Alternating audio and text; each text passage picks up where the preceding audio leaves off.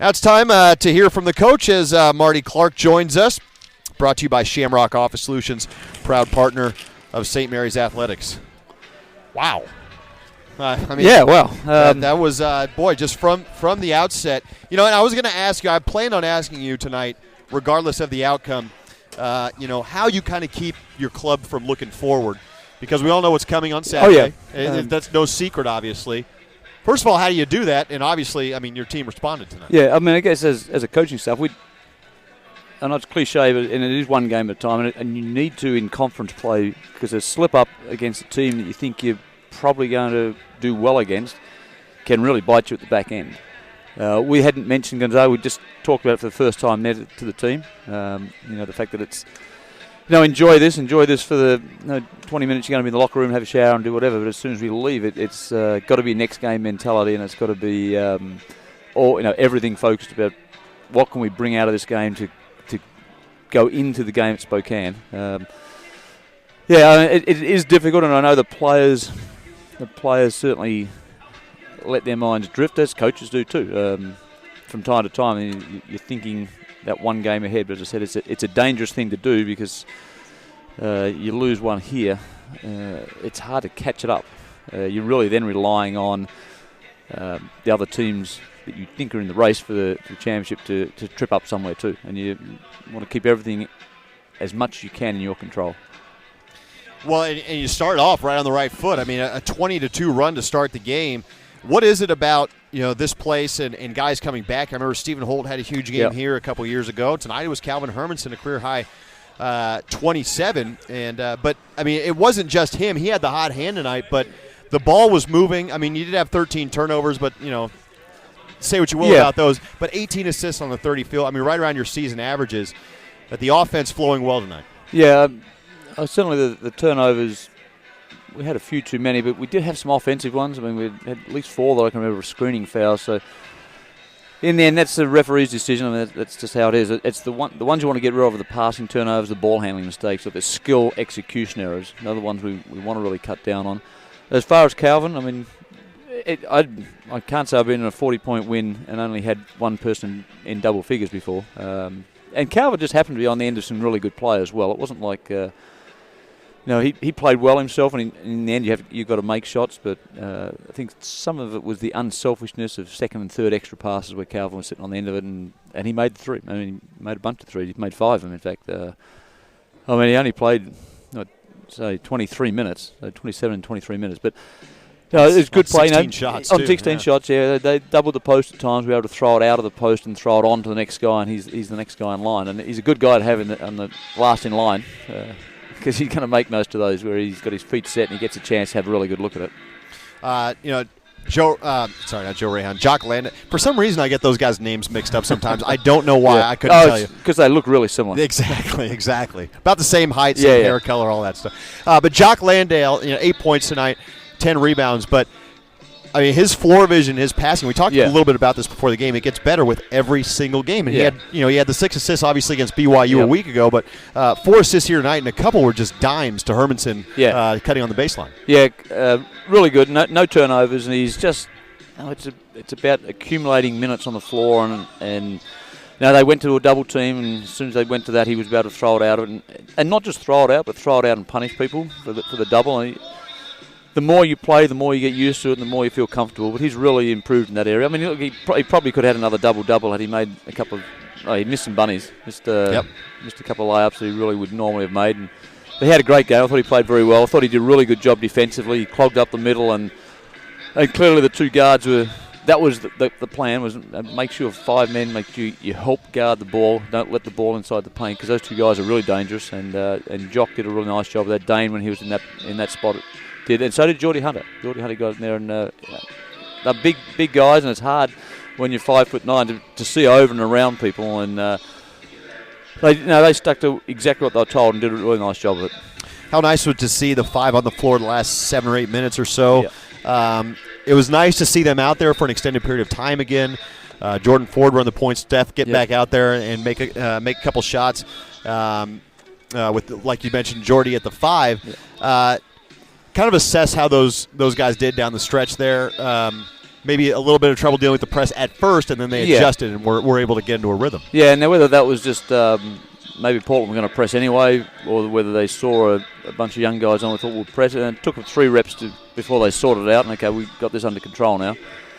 But it's the same as what I said about Jock. It's just getting reps, and obviously reps at practice, but reps in game situations where we're not controlling it, where we're coaching the other team. And I thought Geordie Hunter did a really nice job in the post. He made a nice post move in the first half, played nice and slow, and got onto his left shoulder and threw in a hook shot.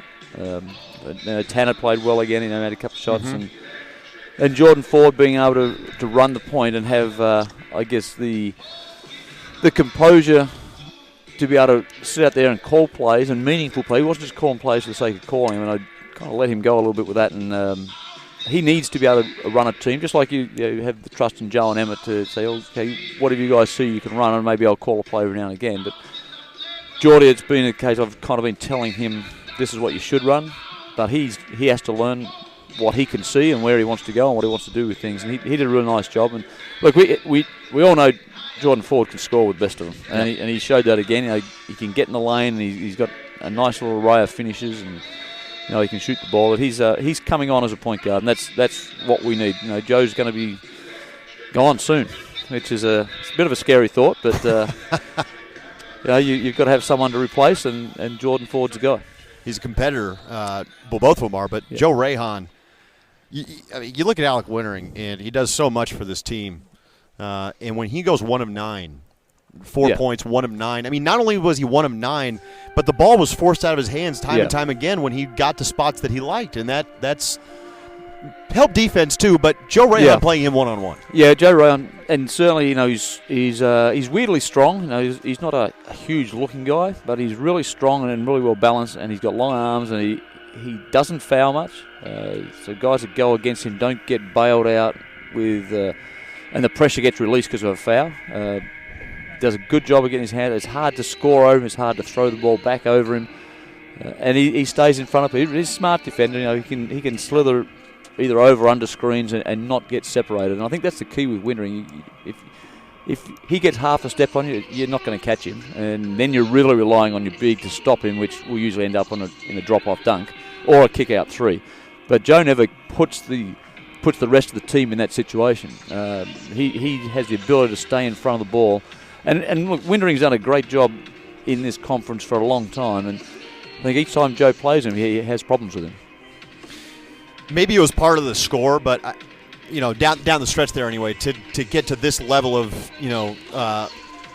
offensive ineptitude / defensive execution. I thought you guys did a great job on the defensive end. I'm sure you did as well. But you look at their top 3 scorers: Wintering, Jazz Johnson, Gabe Taylor. They combined 7 of 29 for 19 points. I mean, it's hard to win that way when your top 3 scorers are being defended that well. Yeah, and I think we did a good job on Jazz. Certainly the first half. I think he only had 1 basket at half time. He ended up with 5. So he kind of got his later in the game, but.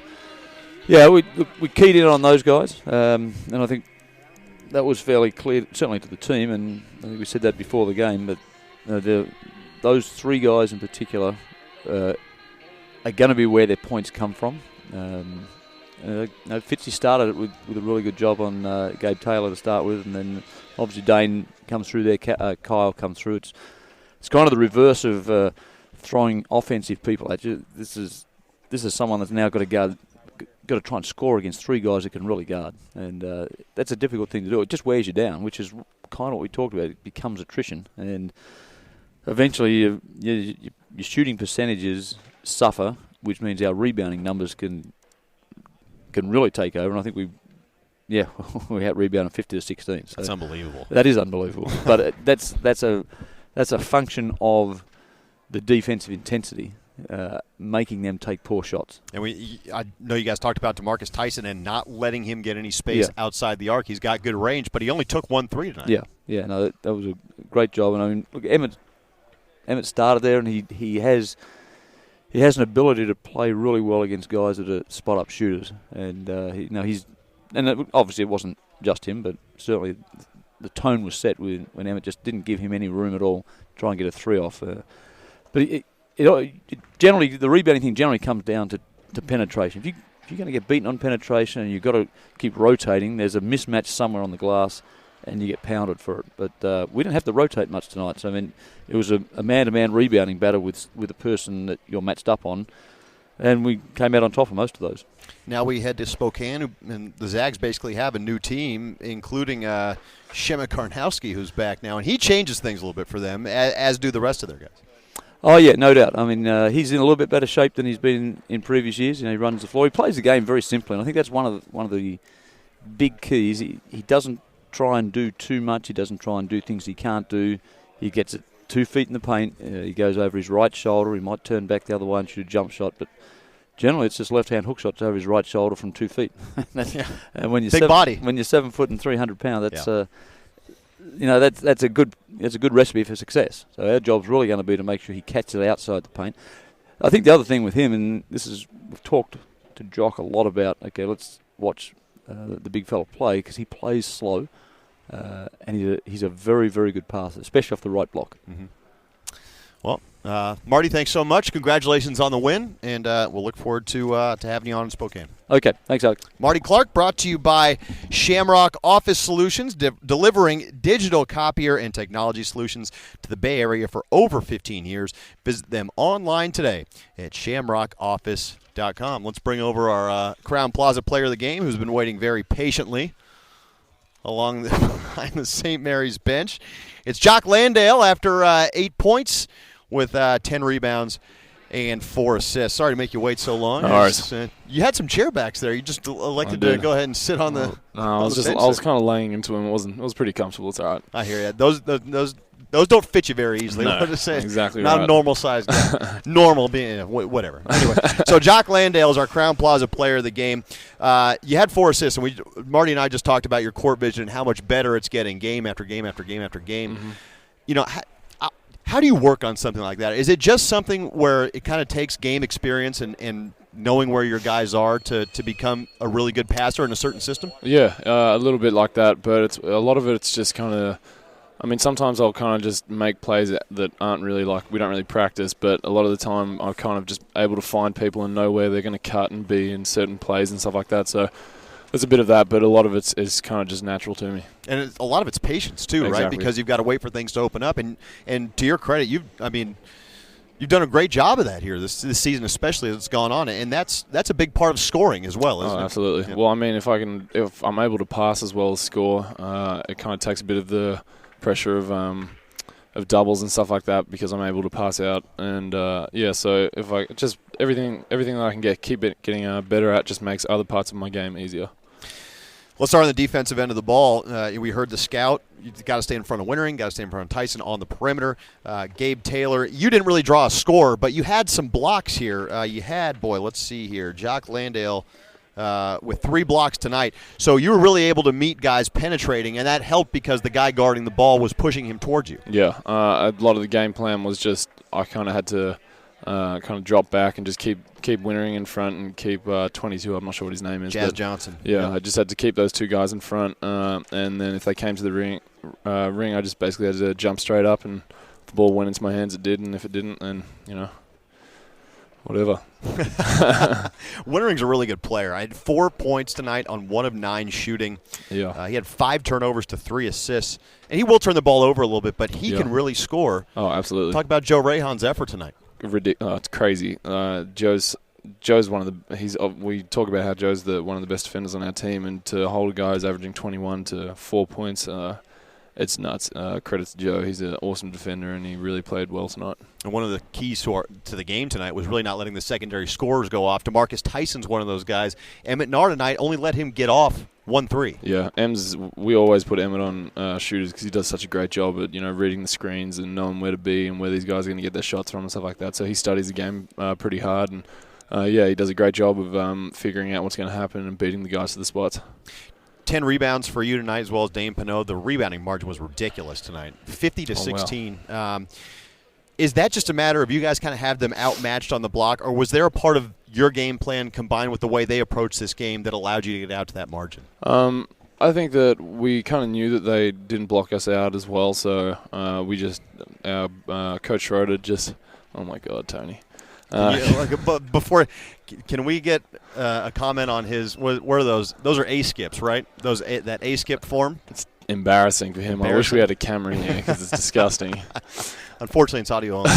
Continue. What were we talking about? The rebounding margin. Oh, yeah. Yep. Well, basically, every game we come into, we really just try and Coach Schroeder, who's our rebounding coach, we call him, basically just he's always harps on about how we have to rebound as well as we can, block out hard, and if we block people out, we feel like we always have a chance of getting the board because a lot of it's team rebounding rather than individuals going up and being more athletic than other players. So just us being able to defensively rebound that well as we have been is great, and then offensively it's just hustle, and we feel like we all play pretty hard, and we're all kind of hustle players, so we're just kind of beating guys to the spot, and yeah.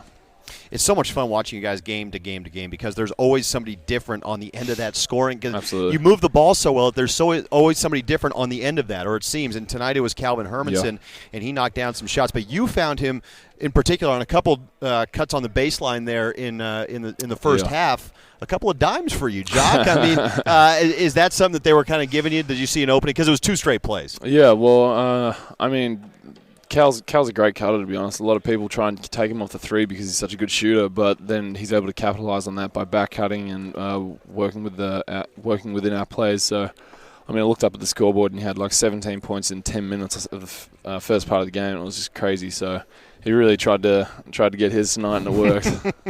I don't know what it is about Portland guys coming back. Stephen Holt had a huge game a couple years ago, and tonight it was Calvin's turn. Career high 27. And finally, I mean, a crazy day yesterday. I mean, we're waiting around. The flight gets canceled. We end up chartering up here to Portland.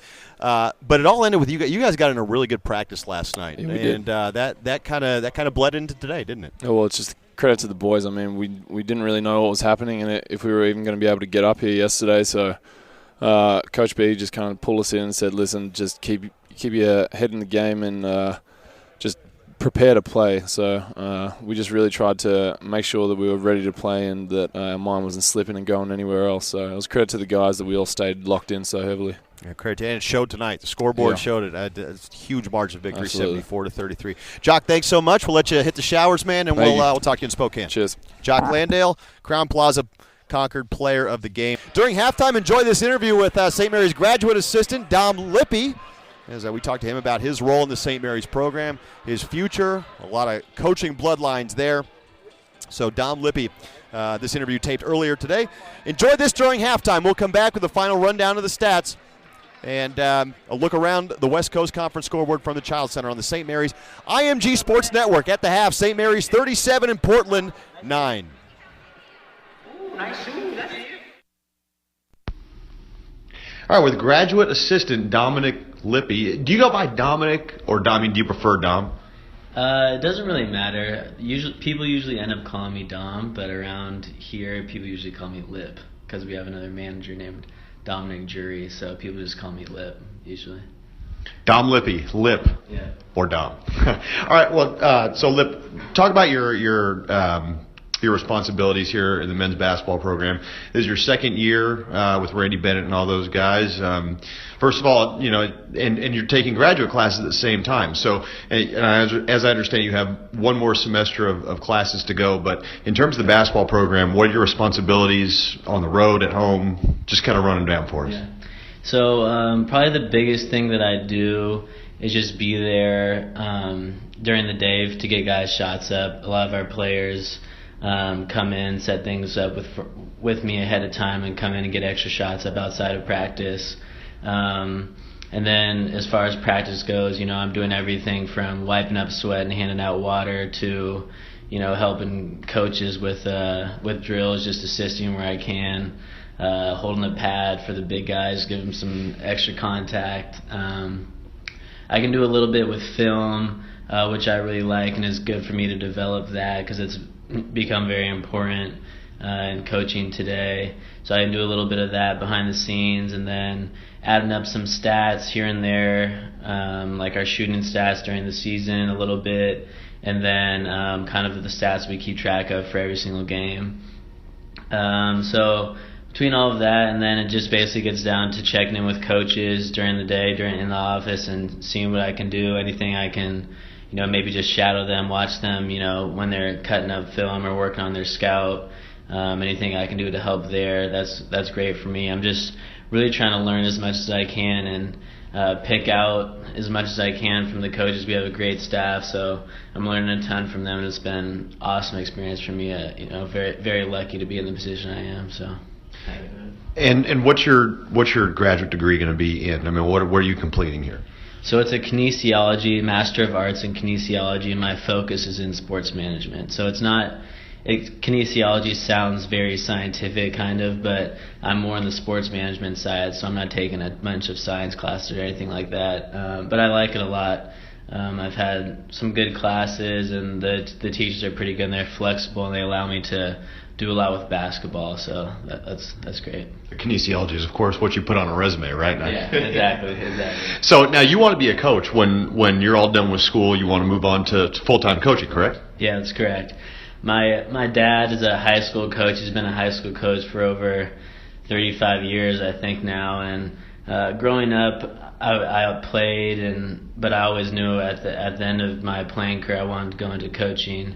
And I graduated college in 2015, moved back home and worked a couple camps over the summer in the Bay Area, and then worked camp at St. Mary's, and this spot kind of opened up, and then I just took it. I'm just gonna, follow it for as long as I can. My ideal goal at the end would be to be a Division I head coach, and obviously a lot of things can happen along the way, and there's only so many job opportunities. But like I said earlier, just trying to learn as much as I can. I love the game, so I'm just happy to be where I'm at. What have you learned, from not only, since you come from a basketball family, a coaching background for sure with your dad, what are kind of some of the things that you learned from your dad, and then how have, your time playing in college? You played at Division III school, right? Yeah, I played at Whitman College in Walla Walla, Washington. Yeah. Okay, so not only your time with your dad, but your time playing in college and for your dad, and then on top, your time spent with this staff. What have you kind of learned overall, kind of your younger years, and then what has being with this staff kind of topped that? Yeah. It's pretty cool because I would say that each situation that I've been in is kind of built off of each other. So with my dad at St. Joe's, I was around him growing up my whole life, and then obviously playing for him. He coached me in high school. So I would say the biggest thing I took from my dad was probably a competitiveness, and just kind of how he was huge on getting the most out of our team. And it seems like when I watch his teams now, after having graduated, it seems like at the end of the season they're better than they were significantly than when they started. So he just does a really good job of building that togetherness and competitiveness over the course of the year and getting the most out of his teams. So I really just learned kind of the importance of playing with energy, playing with enthusiasm, and giving everything you had. That was probably the biggest takeaway from my dad. At Whitman, we played a up-tempo style, so we pressed all over the floor, denied passing lanes, tried to run up and down and shoot a lot of threes. So that was it was great for me because I learned that system, but it's kind of basically the exact opposite of what we do at St. Mary's.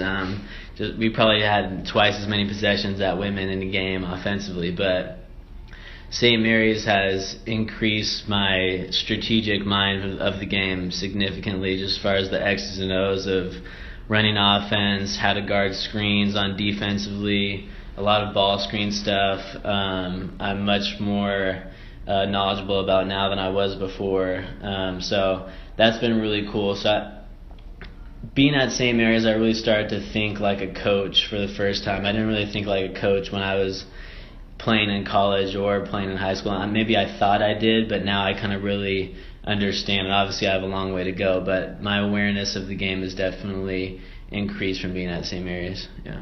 What was it like playing for your dad? Because we just talked about that. You won a state championship with your dad. And say, now, I went to St. Mary's in Berkeley. You went to St. Joe's. That kind of makes us, rivals. Yeah, exactly. But what was it like playing for your dad? I can imagine it'd be tough at times, but winning a state championship to end your high school career with your dad on the bench, that had to have been really special. Yeah, the last game, the state championship, was very cool. my dad and I had a little practice at it because he coached my CYO teams because I went to St. Joseph Elementary School as well. He coached me in 7th and 8th grade there.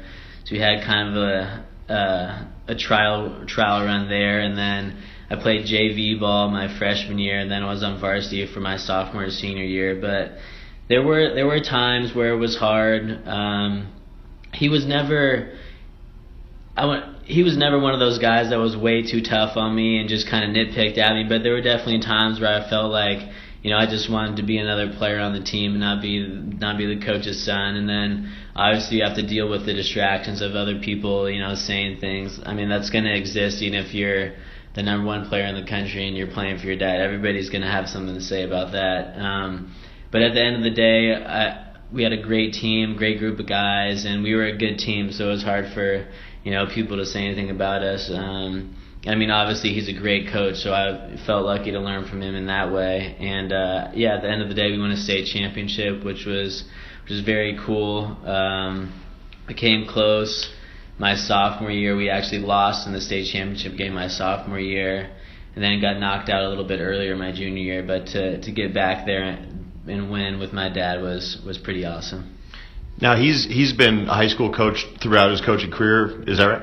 Yeah, he was an assistant at Skyline Junior College for a year, and then an interim head coach there, and then he was an assistant coach at Stanford for 1 year. But that was kind of around the time where my mom was having my older sister, and he kind of decided to go back into the high school game and stay local, so... Has he kind of, given you some words of wisdom or maybe some advice about, how much of a grind this profession can be? Yeah, for sure. And he's similar to Coach Bennett. He's all about basketball. He lives in the gym.